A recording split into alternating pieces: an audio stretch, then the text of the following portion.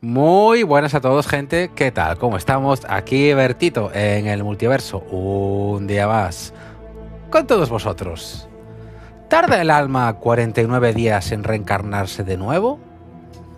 Este será el tema de hoy y es realmente fascinante y muy interesante. Realmente, ¿dónde reside el alma de los seres humanos? ¿Dónde está el espíritu? ¿Existe el alma de verdad? En este videoprograma vamos a analizar las investigaciones del Dr. Rick Strassman, un hombre norteamericano que ha sugerido una hipótesis fascinante en su libro DMT, la molécula del espíritu. El DMT es la molécula de la dimetiltriptamina y resulta que la hipótesis se basa en lo siguiente: el alma humana encarnaría en el cuerpo en la 7ª semana del embarazo. Interesante, ¿verdad? Pero, ¿cómo lo haría? Utilizaría la glándula pineal como canal espiritual y a la molécula dimetiltriptamina pues prácticamente como un catalizador, como un ayudante para que esto se produzca a nivel molecular. Es decir, estamos, aunque parezca mentira, juntando el concepto de la ciencia molecular, de la química molecular, con el concepto de la existencia del alma misma del ser humano. Y bueno, la dimetiltriptamina desde luego es una sustancia muy poderosa. Se produce efectivamente de manera natural en la glándula pineal, pero esto es algo que se acaba de descubrir. Pero esto ya lo decía el Dr. Strassman, antes de que realmente pudiese ser demostrado, y ahora mismo así ha sido. Resulta que en un reciente trabajo del Dr.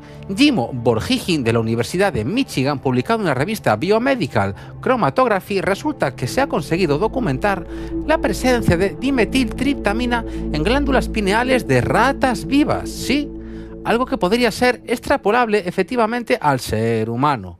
Y bueno, este concepto realmente está reforzando la idea del rol de esta enigmática molécula y de esta enigmática glándula en estados de conciencia inusuales, porque además de estar hablando de que podría ser pues prácticamente un medio para la entrada y la salida del alma. Resulta que se ha vinculado la dimetiltriptamina con la generación de imágenes en sueños lúcidos, con estados de conciencia alterados que generan las experiencias cercanas a la muerte.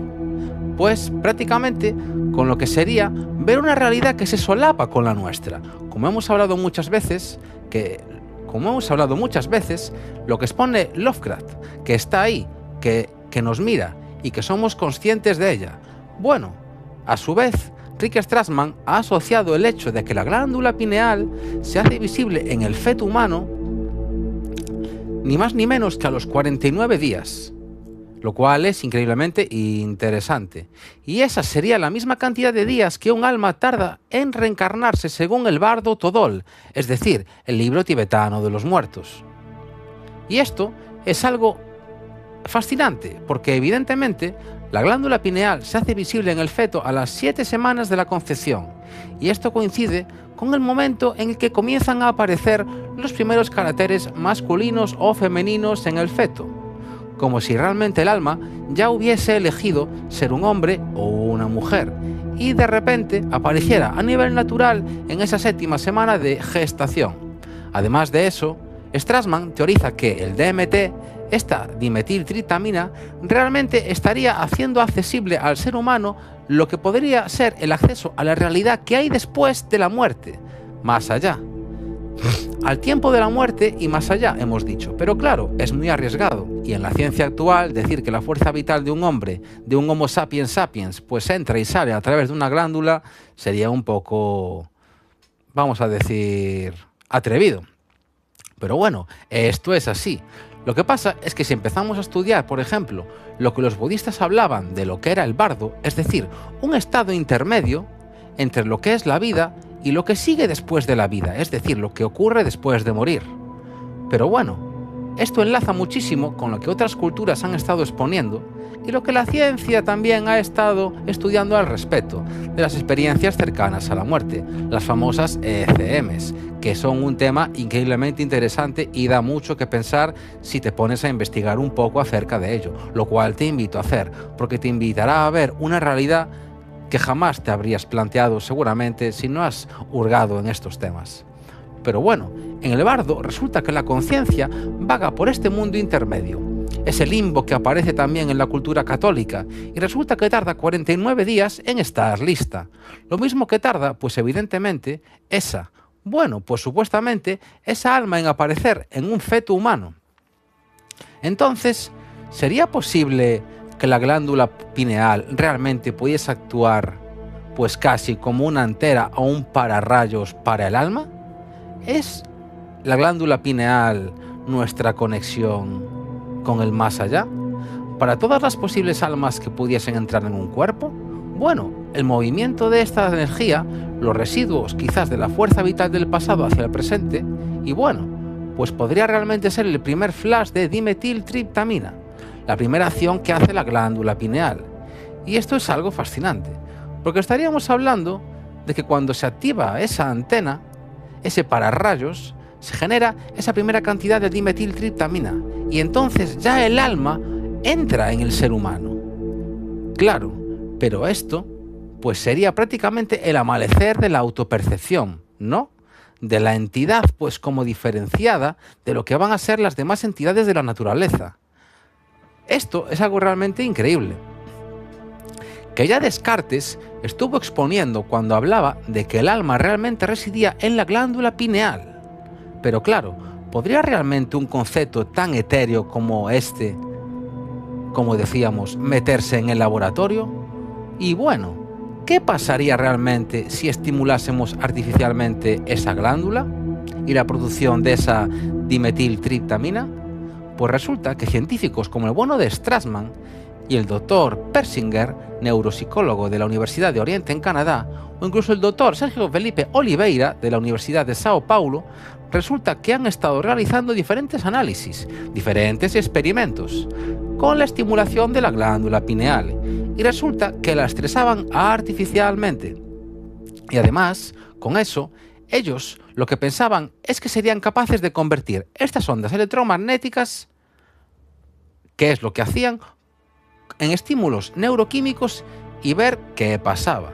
Y esto es interesante, pues resulta que aquellas ondas electromagnéticas efectivamente influían en el comportamiento de las neuronas, conseguían ver un estado alterado de la realidad, pero es que lo fascinante es que diferentes perfiles psicológicos, diferentes personas de diferentes lugares, todos muy diferentes entre sí, pues al final acababan experimentando lo mismo. Y esto es algo muy curioso, porque cada uno debería tener, pues podríamos decir, una paranoia diferente, pero no, tenían lo mismo, experimentaban lo mismo, como si realmente estuviesen accediendo al mismo plano de realidad que a través de esta sustancia de la dimetiltriptamina.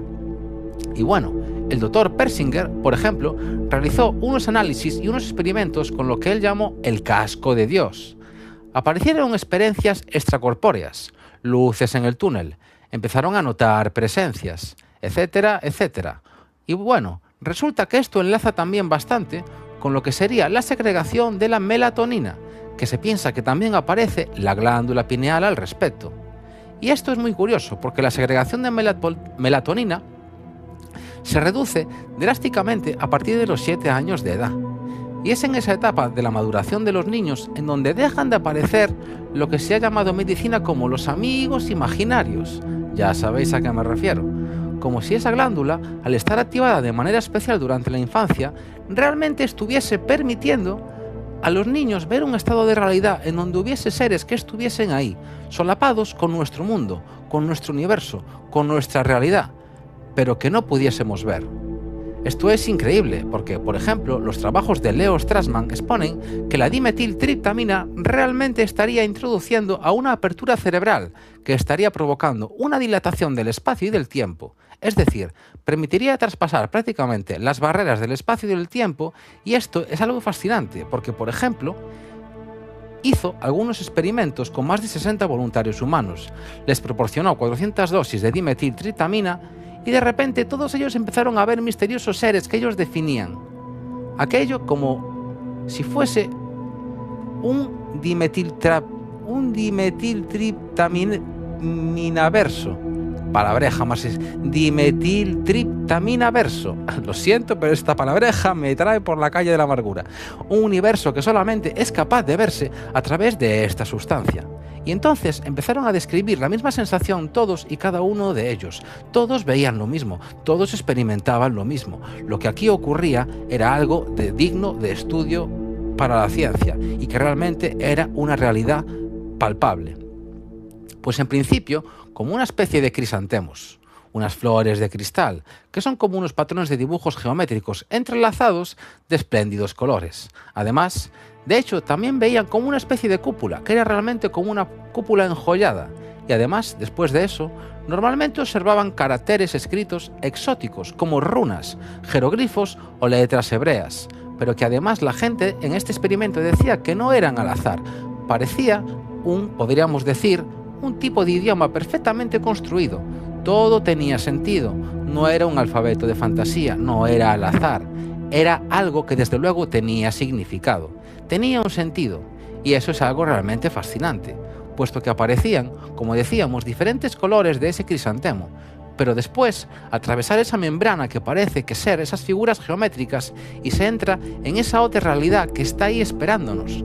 Resulta que tras esa visión caleidoscópica comienzan a aparecer seres, esto es muy interesante, seres que ellos además entendían que no podían ser proyecciones mentales, que se parecerían muchísimo a los modernos avistamientos de humanoides, sobre todo por las formas que decían que aparecían seres del tipo grises, del tipo élficos prácticamente, incluso seres del tipo mantis religiosa. Esto es muy curioso. Grises, insectoides. Y también me atrevería a decir reptilianos en otras investigaciones que yo he hecho. Aparecen muchos tipos de seres cuando vamos al otro lado, cuando aparecen estas experiencias que están más allá de esta realidad. Cuando la mente divaga a esas otras realidades, hay otros seres esperando al otro lado. Siempre te están esperando, como si supieran lo que estás haciendo y supiesen que vas a ir a ese lugar con ellos, a interactuar. Y ocurren cosas. Y es increíble. Incluso seres del tipo mantis religiosa, hemos dicho, como aquellas abducciones de Alagás que fueron tan espectaculares y que estuvimos haciendo y estudiando en un vídeo en este mismo canal. Criaturas que además aparecen en forma tridimensional, algunas de ellas, pero quizás otras de ellas aparecen totalmente bidimensionales. Por ejemplo, Strassman exponía que quizá si los niveles de dimetiltriptamina en las antiguas civilizaciones, por ejemplo, los antiguos egipcios, hubiesen sido superiores a las nuestras, quizá esto podría haber afectado a su arte. Quizá habrían decidido ilustrar todo en 2 dimensiones porque ellos podrían haber llegado a acceder a esa realidad en donde habrían podido ver a esos seres que no serían tridimensionales. Y bueno, Strassman además tenía unas frases que eran realmente míticas, porque decía que empezó a incrementar las dosis en los sujetos y además dijo que se podía seguir siendo ateo hasta los 0,4 miligramos por kilogramo de peso corporal. Y esto es algo increíble y fascinante. Eres ateo hasta que pruebas esa sustancia. Después de que pruebas la sustancia y ves lo que hay al otro lado, realmente cambia tu visión de la realidad y del concepto de Dios. Y esto es algo que decían los pacientes, que se volvían conscientes de que existía algo real más allá de nuestro mundo. No era solamente el bombardeo caótico de electrones sobre nuestra córnea, sobre nuestros conos, nuestras varillas del ojo, nuestro sistema visual. No. Ellos hablaban de que estaban experimentando pues un acceso a algo que estaba ahí, porque además las experiencias eran muy parecidas entre sí. Era como si dijésemos que viésemos de repente, con unas gafas de infrarrojo, algo más que está ahí en la realidad. Pues esto prácticamente lo mismo, pero a nivel neuroquímico, a nivel neurológico. Y es fascinante el hecho de que, pues quizá el ser humano tenga esta capacidad innata, pero dentro de nuestra genética esté de alguna manera, podríamos decir como si estuviese censurado, es como si nos hubiesen capado esa habilidad. Por ejemplo, hay una proteína que se llama KV1.3 en los ratones que la investigadora Debra Fazul de la Universidad del Estado de Florida resulta que ha conseguido inactivar un gen de esta proteína. Entonces, el gen que estaba regulando el olfato de aquellos ratones, pues resulta que al desactivarse permitía que aquellos ratones pudiesen oler entre 1000 y 10.000 veces mejor. Esto es algo impresionante. O sea, esto confirma que estamos capados de 1000 maneras que no tenemos la más remota idea. Y de una manera más potente que los ratones habituales. Es decir, sería posible que nuestra genética tenga restricciones no naturales para no poder ver esa realidad paralela y que, pues de que de alguna manera aquellos seres estuviesen siempre por encima de nosotros, que nunca pudiésemos verlos, tal y como están. Y claro, esta dimetiltritamina, al haber descubierto esto, pues sería la forma que habría ideado el ser humano de descubrir que esa realidad existe. Y bueno, quizás esa glándula pineal habría estado más activa en los grandes profetas bíblicos, y quizás ellos sí pudieron observar esos universos paralelos, esas realidades paralelas. Quizás tenían una producción de dimetiltritamina endógena mucha mayor de la que tenemos hoy.